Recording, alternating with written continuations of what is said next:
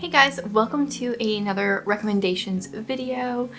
This summer, or however long it takes, I am doing recommendation videos for books in all the different genres that I like to read, which is quite a few. I started things out with science fiction. My last one was historical fiction, non-World War II.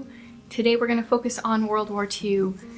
Yeah, through the next few months, however long it takes, I will be continuing to do these for Christian fiction, Christian nonfiction.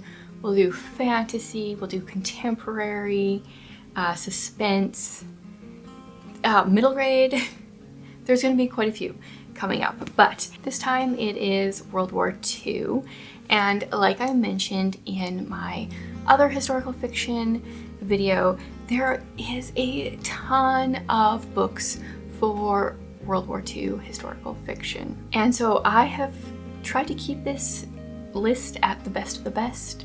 There is a variety here. There is a couple, at least one middle grade, there's some YA, there's some adult, and I think if you don't normally read middle grade and YA, you should still read these. Like, they're on this list for a reason. Even as an adult, I love them, and most of them are very clean. I have one or two that I will give a little disclaimer for, and then I've tried to select books that are a little bit unique because there's so much fiction written about World War II. I am very selective in the ones I read and then the ones I enjoy. So very selective in the ones I'm going to be sharing here with you. I've got some physical books and then I have some other ones to recommend as well. So we're going to start actually with a little bit of an outlier. This book takes place right before World War II. It's kind of, I found it very interesting when I read it years ago because I felt like I understood the start of the war more, and I felt like it was very unique. And that book is Vienna Prelude by, I don't know how to pronounce her name. Bodhi something or other. She often writes with her husband. It says by Bodhi whatever, but I think it's actually a husband and wife duo. Usually it says both of their names on it, but this one doesn't. But this takes place in 1936. We're in Vienna with this girl who is a violinist in an orchestra. She's with the Vienna Symphony Orchestra. She is of Jewish heritage, but has adopted an Iranian stage name so she can travel and play in Germany, even though a 1935 law forbade Jewish musicians to do so. So this is like the start of the war. I found it very interesting as someone that was like always confused as to like how things started. Not that this tells you everything, but it just was something, a unique time and view, and yeah, everything just felt unique to me. The whole orchestra bit, the fact that she was Jewish but pretending not to be, the time period. I really enjoyed it. Unfortunately, I've never really continued with this series. This is the first book in the Zion Covenant series. There's Zion Chronicles, I think, comes before this, and I don't know if it like takes place before or after it, but it was written before. They're ones I'd like to read at some point, but for whatever reason I never have, even though I loved this one. Okay, we're just gonna go on my whatever order I have my stack here. So I've got the Guernsey Literary and Potato Peel Pie Society. This is a book I want to be rereading in July. It is written in letters. We have a woman, a writer in London. She receives a letter from this person in Guernsey because they're looking for some books, and thus sparks this correspondence between them. And Guernsey was occupied in World War II, and so we get to know quite a few people in Guernsey. It was just very unique for me because I had really never heard of Guernsey before this book. And also I want to say the movie was quite well done as well. I read this on the beach in Mexico, and what like made it so cool is on my Instagram, my homeschool Instagram, that exact same week that I was reading this, I got a message from someone from Guernsey that lives on Guernsey. Nothing to do with the book. It was just a homeschool message, and I was like, oh my goodness, this book just feels that much more real, because the population of Guernsey, like, it's a very small island. It's very small, and yeah, it's just, this was such an atmospheric book because of that.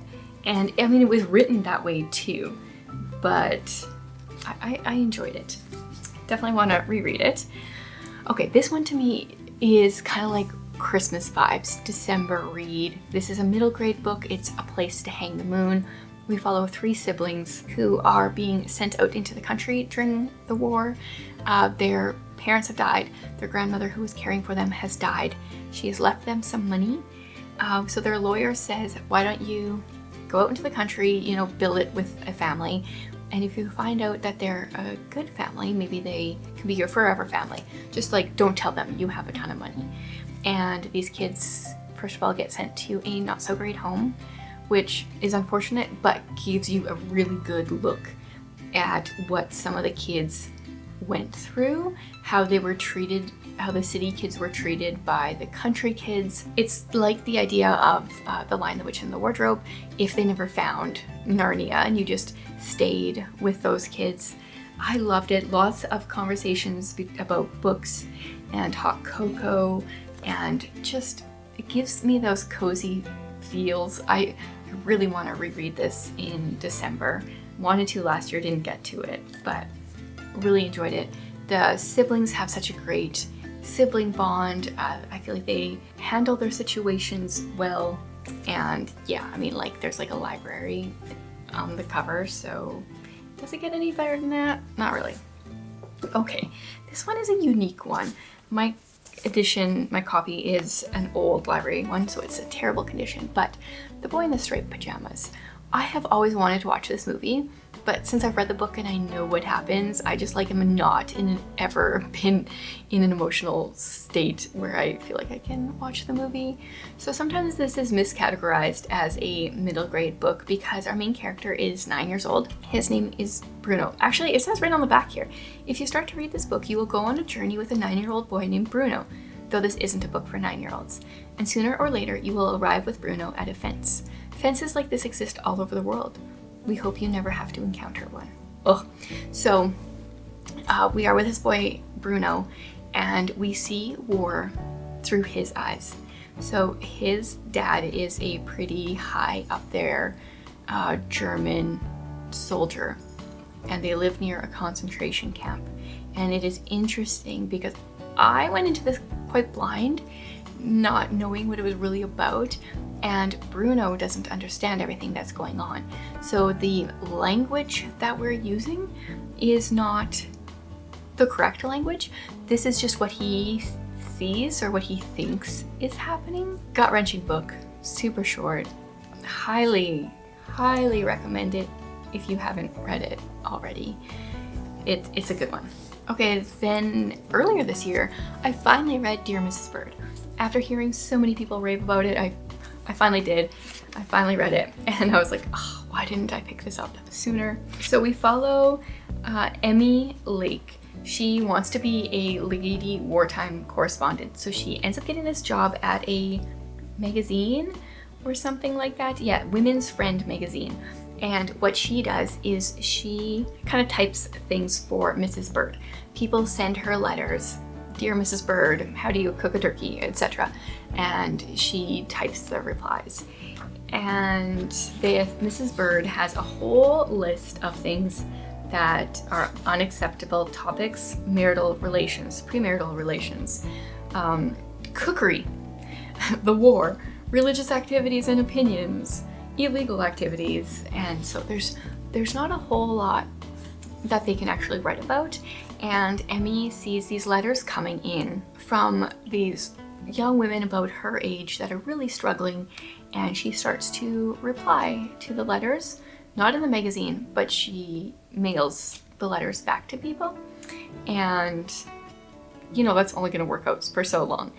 And I don't want to say much else. She also has some stuff going on in her personal life. I just felt like it was a really good, unique way to show certain aspects of World War II. Okay, next up is another book that got turned into a movie. It is The Book Thief. This one I found very unique because I'm trying to, like, you know, find something unique about each of these. The book is actually narrated by Death.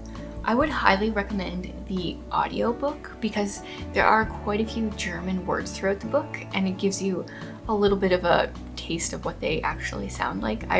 I listened to it on audio and found it really good. So we follow a young girl, I think she was probably like 13 or 14, named Liesel, and it's called The Book Thief because she starts out by stealing books, and she gets taken in by this foster family. It's been years since I've read it, years since I've watched the movie, and then her family that she's living with end up taking in and hiding some people during World War II as well. I just remember it being very impactful.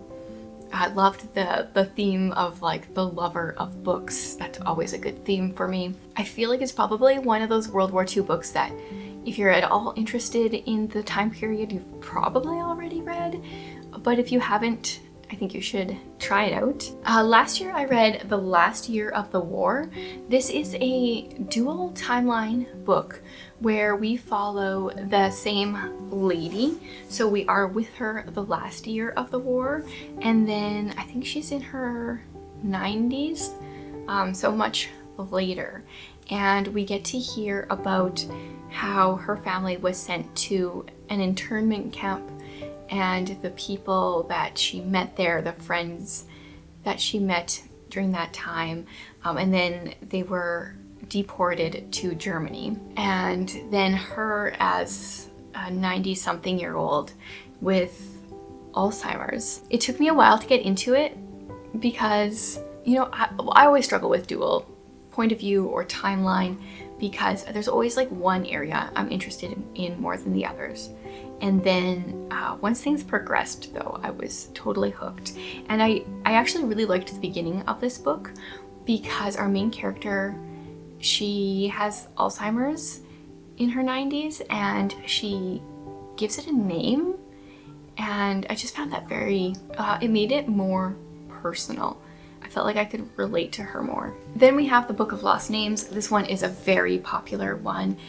It is about a young woman who gets involved with the French resistance, I believe it is, and helps Jewish children flee the country and changes their names. So they usually get put in with a new family with new names as they flee. And there was a book where she wrote down their old name and their new name and you know, kept track of that information, which is so important. I can't believe how many people, like how many kids were kind of given up for adoption because parents wanted them to live and smuggled out of countries, and then those kids and the adoptive parents never had any idea what happened to the birth parents. And so I really liked this one. The things we cannot say, we didn't say, I always forget the title of that one, is set in the United States. Our main character works at a German prison camp in the US, and she is very talented, very smart, good with languages. So she is a translator and she reads correspondence between prisoners, like going in and out. And the whole book is epistolary. We've got letters. It starts out actually with a letter to her lawyer because she's in trouble for something. And so what she says is this entire book is her like evidence, I guess, that she didn't do what she's being accused of. And we get, letters, newspaper articles, and I found it very interesting. The character drove me nuts right at the beginning. She was very head smart, but not socially smart. She grated on me a bit, but I think it was like 50-ish pages, and then she grew on me. I can't not mention The Last Bookshop in London. This one also, it took me a little while to get into because our main character starts to work in a bookshop in London, kind of in the title, in World War II, and she just knows nothing about books at the beginning, and I'm like, ugh, do I really want to read this book about this person that gets to work in a bookstore and doesn't even enjoy reading? But she does fall in love with reading in the process, so that was fun to see. It went from being like, ooh, I don't know if I'm gonna like this, to like, oh, I see what she did there. Loved that. Do I remember anything else other than that part of it? No. Was there probably more? Probably. But I mean, it's a bookshop in London during World War II. So I really didn't need any more than that to start it, and I did end up loving it. A very popular one, and one that I enjoyed, but it's gonna come with some disclaimers, is The Nightingale by Kristen Hanna. This one crosses a few lines I would much prefer not to be crossed, but it was good. So we follow two sisters. One of them joins the French Resistance, and the other one, her home gets occupied by one or more German soldiers. So she's also in France. And the thing that struck me with this book was I realized that not all the Germans wanted to be there fighting the war. So that was like the big thing that really hit me for that one. I felt like the Germans felt much more relatable, honestly, like real people. Okay, I think I'm gonna end it with one that is kind of, I think it takes place, it's winter 1945. It's Salt to the Sea by Ruta Sepetys. So we follow 4 refugees and each has a secret. So what does it say here? Does it tell us? No. Okay, so we have 4 different perspectives. We have Johanna. She fled Lithuania.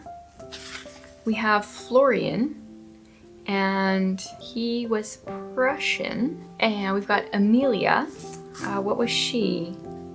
Is she?